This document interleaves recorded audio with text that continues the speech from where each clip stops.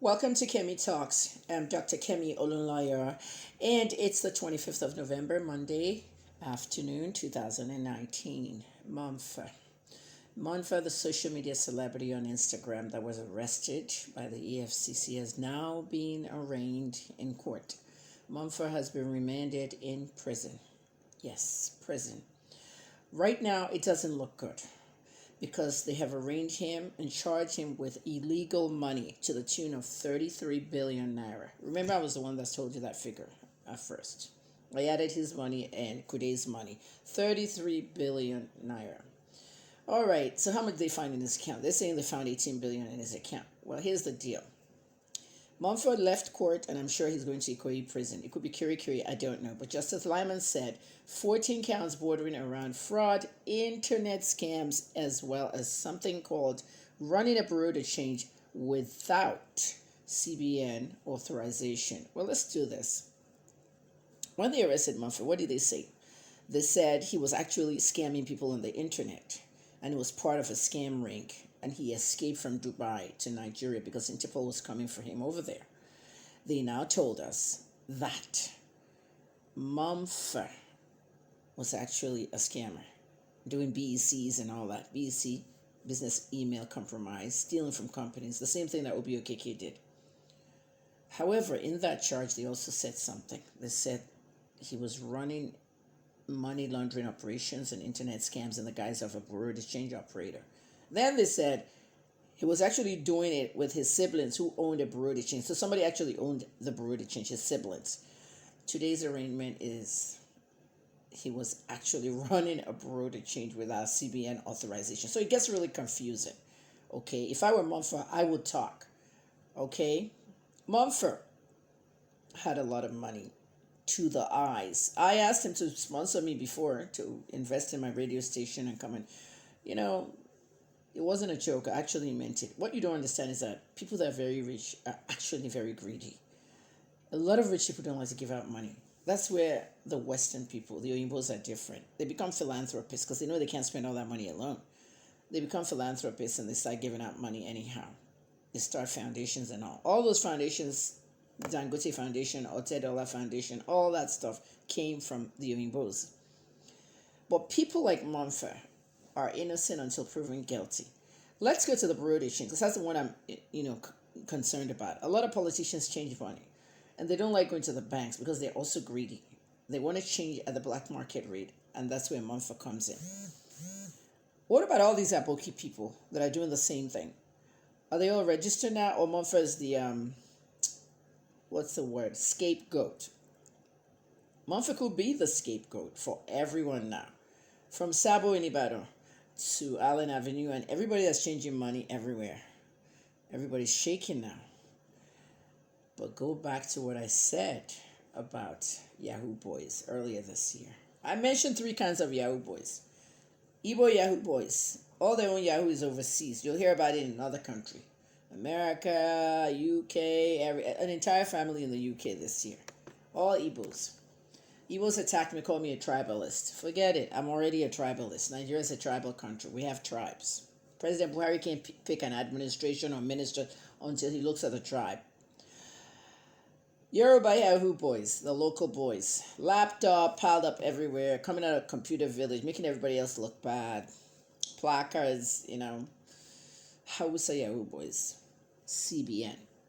Nobody knew what I was talking to when I said that. What is Mompha? Is he Hausa or is he Yoruba? Some of you are running up and down. Mompha here, Mompha there. Do you even know whether he's Yoruba or Hausa? He has a name that you can't even tell where he's from. Ismaila Mustapha. It could be Yoruba. It could be Hausa. All I know is that Mompha is a Nigerian. Go do that research. That's your homework. Mompha. Okay. Is he classified with the ones I call Hausa Yahoo Boys? What are the Hausa Yahoo Boys doing? They are scamming the government by hacking into the CBN. We said this thing a year ago. I wrote a letter to the DSS. State security includes the money in the Central Bank of Nigeria. People are stealing money out of the Central Bank. The woman at Sahara Reporters in New York, Lakisha, she thinks they arrested Shore because of the CBN story. That's what she said on the show, Sahara Saturday Live. She thinks because Shore exposed some kind of missing $500 million, the money that was missing in the CBN. She already exposed that, so that's why the Buhari government arrested him. It doesn't have anything to do with any revolution. At the end of the day, everybody has their own reasons of why Shuri was arrested and why this and why that. But when you put what Lakeisha said, plus what I'm saying, like we should protect our money, people are hacking into it. Okay? You go outside the country, you hack into the CBN, you take all the money out, you bring it back inside, and then you sell it to us in the guise of dollar changing and pound changing. The Hausa boys are doing this stuff, and many of you have not even recognized it. Kemi lawyer will be telling you all these things, and you wouldn't listen. You'd be calling me a mad woman. Okay, I'm making a difference. That's what mad means, making a difference. Okay, so what's next? If people were indeed running Bureau de Change operations without CBN authorization, that's what they charged Mompha for, one of his charges. How come people like Hakeem Bello-Osagie walked away again? Guys, wake up. Who is Hakeem Bello-Osagie? He's a Nigerian. Went to King's College, okay? He was my senior a few years. I knew him as a childhood friend in the days we were in Lagos. Hakeem ran Etisalat, Nigeria. And I have to say he ran it aground. Etisalat went aground. What happened there? All the money was missing in Etisalat, up to about $536 million. Etisalat owed 13 banks money. 13 Nigerian banks were going to rush in and take over Etisalat when the CBN saved Etisalat. That was the day a media blackout happened. Buhari just came from London at the same time, so we only heard the Buhari one. What was about to happen to Etisalat was really bad. I picked it up March of 2017, and I wrote about it on HNN Africa, telling you guys that Etisalat cannot last more than 6 months. And I was right, Etisalat went out. Some of you paid attention, some of you didn't, but let's continue. Etisalat is gone. The brand is in other countries, but not in Nigeria. The Saudis tried as much as possible, but they were still short about $34 million to save it. Hakeem Bello-Osagie walked away scot-free.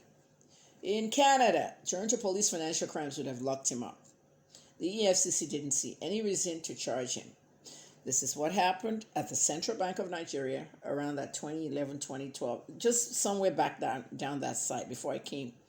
I monitored Hakeem Bello-Osagie, okay? Some of you might say, oh, I'm trying to defame him. No, this is news. This is something you have to know.